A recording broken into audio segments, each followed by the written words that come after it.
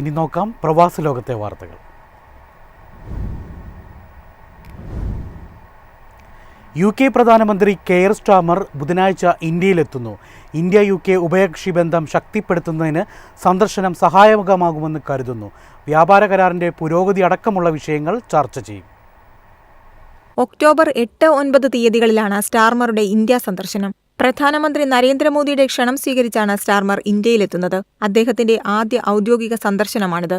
2 ദിവസത്തെ സന്ദർശനത്തിൽ വിഷൻ 2035 പദ്ധതിയുടെ രൂപരേഖയുടെ പുരോഗതി ഇരു നേതാക്കളും വിലയിരുത്തും. വ്യാപാരം, നിക്ഷേപം, സാങ്കേതികവിദ്യ തുടങ്ങി 10 വർഷത്തെ സമഗ്ര പദ്ധതിയാണ് വിഷൻ 2035. കഴിഞ്ഞ ജൂലൈയിൽ മോദി നടത്തിയ UK സന്ദർശനത്തിന്റെ തുടർച്ചയാണിത്.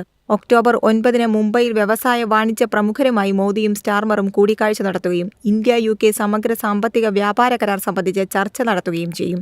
കൂടാതെ ഗ്ലോബൽ ഫിൻടെക് ഫെസ്റ്റിന്റെ 6ാം പതിപ്പിലും അദ്ദേഹം പങ്കെടുക്കും. കഴിഞ്ഞ ജൂലൈയിലാണ് സുപ്രധാനമായ ഇന്ത്യ UK സമഗ്ര സാമ്പത്തിക വ്യാപാര കരാറിൽ ഇരു രാജ്യങ്ങളും ഒപ്പുവെച്ചത്.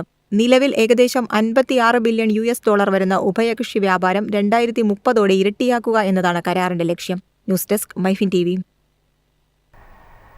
സൗദിയിൽ തൊഴിൽരേഖയായ ഇഖാമ ഇല്ലാത്ത പ്രവാസികൾക്ക് ഫൈനൽ എക്സിറ്റ് അപേക്ഷ ഓൺലൈൻ വഴി സമർപ്പിക്കാം.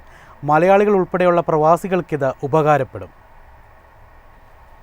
ഇഖാമ ലഭിക്കാത്തവർക്കും ഇഖാമ കാലാവധി അവസാനിച്ചവർക്കും ഫൈനൽ എക്സിറ്റ് ലഭിച്ച് രാജ്യം വിട്ടുപോകാൻ മികച്ച അവസരം. തൊഴിൽ വകുപ്പിന്റെ ഓൺലൈൻ പോർട്ടൽ വഴി നേരിട്ട് എക്സിറ്റ് അപേക്ഷ സമർപ്പിക്കാനുള്ള അവസരം നൽകുന്നതായി സൗദി മാനവ വിഭവശേഷി മന്ത്രാലയം അറിയിച്ചു. മലയാളികൾ ഉൾപ്പെടെയുള്ള ഇന്ത്യക്കാർക്കിത് ഉപകാരപ്രദമാണ്. ഇഖാമ പുതുക്കാത്തവർക്കുള്ള എക്സിറ്റ് രേഖകൾ ലഭ്യമാക്കുന്നതിനുള്ള നടപടികൾ സാധാരണ ഇന്ത്യൻ എംബസി വഴിയാണ് കൈക്കൊള്ളുന്നത്. ഇന്ത്യൻ എംബസി വഴിയുള്ള എക്സിറ്റ് നടപടികൾക്ക് പുറമെയാണ് സൗദി തൊഴിൽ വകുപ്പ് ഓൺലൈൻ പോർട്ടലിലൂടെ ഫൈനൽ എക്സിറ്റ് അപേക്ഷാ സേവനം നൽകുന്നത്. സേവനങ്ങളുടെ കാലതാമസം ഒഴിവാക്കാൻ ഇതുവഴി സാധിക്കും. News desk MyFin TV. സൗദിയിൽ ടൂറിസം മേഖലയിലും സ്വദേശീവൽക്കരണം വരുന്നു.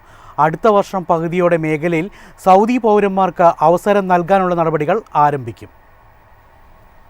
2028 ആകുമ്പോൾ ടൂറിസം മേഖലയിൽ 50% സ്വദേശികളെ നിയമിക്കാനാണ് സൗദി സർക്കാർ പദ്ധതി. ഇതിനായുള്ള നയങ്ങൾക്ക് ടൂറിസം മന്ത്രാലയം അനുമതി നൽകി. മേഖലയിൽ തൊഴിൽ ചെയ്തുവരുന്ന നിരവധി പ്രവാസികൾക്ക് പുതിയ തീരുമാനം തിരിച്ചടിയാകും. വിവിധ ഘട്ടങ്ങളായാണ് സൗദിവൽക്കരണത്തിന് സർക്കാർ അനുമതി നൽകിയിരിക്കുന്നത്.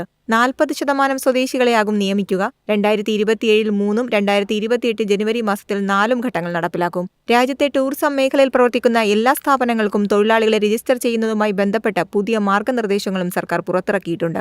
സ്വദേശികളുടെ അവസരം വർദ്ധിപ്പിക്കുക, സേവന ഗുണനിലവാരം കൂട്ടുക തുടങ്ങിയവയാണ് പദ്ധതിയിലൂടെ ലക്ഷ്യം വയ്ക്കുന്നത്. News desk MyFin TV.